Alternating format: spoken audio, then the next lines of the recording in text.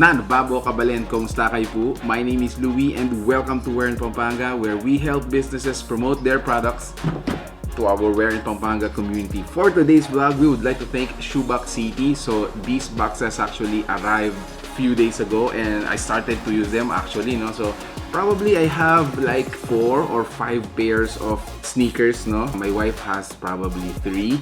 Those are just few sa mga talagang enthusiasts sa mga sneakers, no? Sa mga collectors dyan. So those are just few. We were able to use this very convenient, very space saver actually, no? And another thing dun sa use nila, they are actually stylish. A lot of those people who bought this actually dinidesign pa talaga nila sa mga bahay nila. Example for this one, check this out, Jordan collections. Check this out. This one, I think it is yung sa flooring ng walk-in closet nila. Another picture I want to show you guys is this one. Ang dami pang mga examples ng how you can style this. Let me just show you how we use them. So, like for example, this one, this is my wife's shoes. Yan.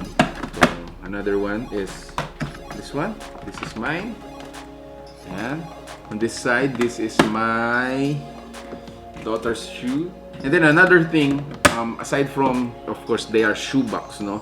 This is just one example that you can also use them for other purposes, no? So, you can have your gadgets stored, such as this. Meron palang dalawang variant. So this one is the clear and then this one is the black. Although yung front nila or yung pinaka main door natin is clear, of course, for us to see kung ano yung nasa loob niya. These mga shoebox na to, they come actually in handy for safekeeping. Very sturdy. If I'm not mistaken, you can stock up until 5. Let's talk about the prices. The black is actually 260 pesos and then the clear is 290 pesos. The difference, although the black is made from a recycled material, they are assuring us that they are, you know, of the same high quality product and material.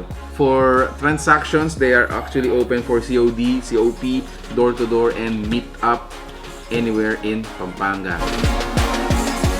So again guys, if you're interested to know more about this, it's Shoebox City Instagram, so that's Shoebox City _. So again guys, if you like the product you saw in this video, if you're interested to know more about this or buy and you know, gamitin mo, make sure to check out Shoebox City. Again, fan page is flashing on your screens right now. Make sure to contact them. Let's show them some love. Follow them on Instagram and Facebook. Thank you for watching We're in Pampanga. I hope to see you in the next video. Stay safe, stay at home, and God bless us all. Peace!